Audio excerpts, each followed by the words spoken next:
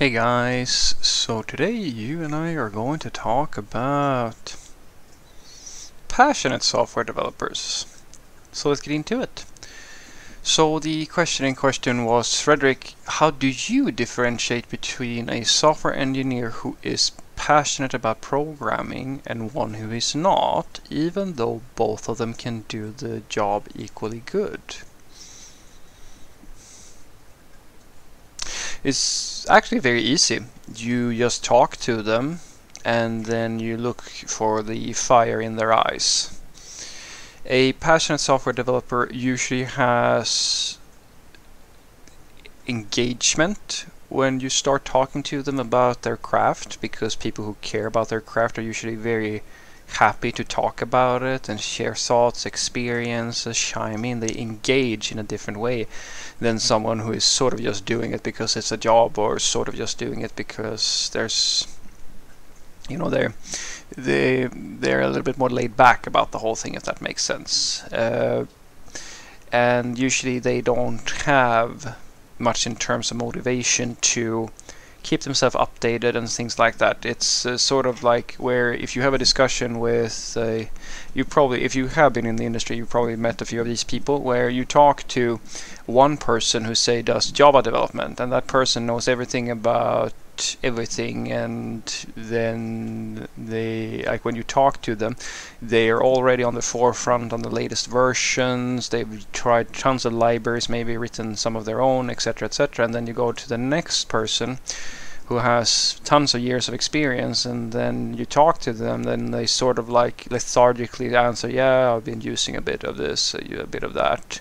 And you know that it's like far from the sort of range of things that are going on, if that makes sense. It's not that they're behind the times per se. Sometimes that is definitely the case, that you will meet, especially in like these older languages, where if you're getting into, say, Java and C# and so forth these days, you will find people who are very, very much in the open source world and like really passionate and sort of in the mindset that a lot of the languages who are, such as, say, JavaScript and so forth, like where that sort of environment, they're more accustomed to working and behaving in a fashion very similar to that.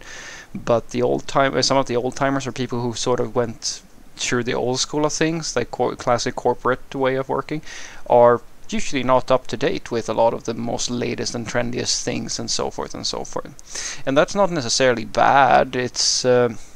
It really is. The way that I like to think about software developers is similar to, well, when you're building a team, it's really, and this is actually to me a bigger testament to whether or not the company has a good hiring process or not. Because this idea that everybody has to be a rock star and everybody should be super talented is just the naive delusions of someone who doesn't actually know how to get things done. And what I argue is that it's similar to this sentiment that people have where they say, oh, I hire people that are smarter than me so they can tell me what to do. It's the thing that an idiot tells you.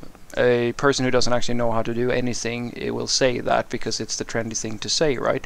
The idea behind, if that makes sense, I hope, the idea behind that sentiment is actually very correct. It's just that like a complete idiot or someone who is incompetent will think that it means that you're going to that it's okay for them to be incompetent, because you're, you know, what the idea is, of course, that you should listen to people who are more experienced. But the problem is that if you can't spot what you need, then you are incompetent, and that is even worse than you know, going the reverse, like in the old days where you told everybody what to do. So it's not an excuse, because if you know what you're doing, you will know that there are situations where having someone who is not super passionate is not really an issue, because you're not looking for someone who is super passionate. You need someone to be able to do the job. And sometimes you want people who are truly passionate, but it really comes down to what type of work are you doing. As an example, if you have a sleepy old system somewhere where you're really not interested in scaling it up, it's not going to be modernized or anything like that, well, putting a really passionate super programming on that's going to net you a person who's either going to be very unhappy, try to fix everything, or quit because they're bored with the job that you just gave them. Because the key to good results in any company is to find the right person for the job.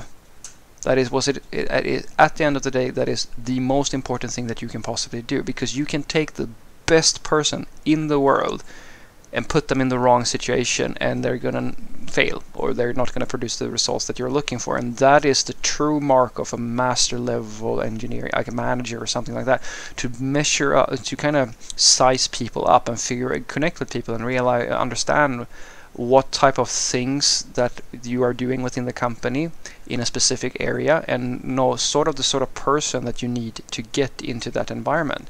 An example that I think works really, really well is that if you take two passionate, strong-willed software developers and put them in the same team, you can hopefully, if you're really lucky, they will get along and be very mature and pragmatic. If you're really unlucky, they're going to butt heads and cause a lot of tension, because they both have different opinions on how to do things, and they're not going to give sway to the other person, and you can actually create this weird alpha type of dominance battle bullshit that happen. And this happens, guys. Holy shit, this happens. And you will be surprised that if you talk to the managers in an IT company, this is what they deal with. Everything from people who don't give a shit about anything and produce really crappy results, and now the people are upset with them, to this exact thing where they just butt heads over everything and they can never actually agree on anything. And in such a situation, it's actually better, if you want consistent results, to move them to two different teams and give them a bunch of unmotivated, I just kind of do this as a job people that they can boss around. And they're going to be super, super happy. There are other compositions that can work as well, but I hope that you understand that it's sort of, in a sense, it's sort of like if you're going to make like a rock band or something like that, whether the band stays together or not is really down to what type of people do you have in the mix, and do they play nice with each other. That is the thing that is really important. So what I want you to take away from this is that figuring out if someone's a passionate programmer or just doing it for the money is actually very, very simple. If we just assume that they're both equal in skill, that they are very talented, it really is down to how much engagement, and as I like to say, the fire in your eyes. How much hunger can you sense in the person? And that usually comes down to, they can passionately speak about their craft, and sometimes for hours at an end. And they are very usually on the forefront of things. They keep up to date with trends, and they experiment and they try things out, etc., etc. This is not the things that a person who does it for the money does. They might have tried one or two things, but they're usually very low key. They don't really have much to say about the work, and they can't really get engaged about talking about, say, programming or something like that.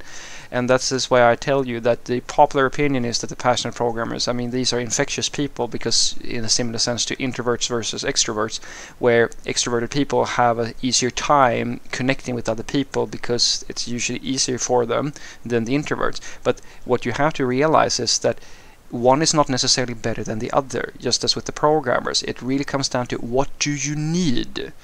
And a truly gifted, or like a good manager, will be able to tell when it's time to hire someone who can really drive and push and make things happen, and when he actually just to add more people that can just sort of fit in and do a good job. Have a great day.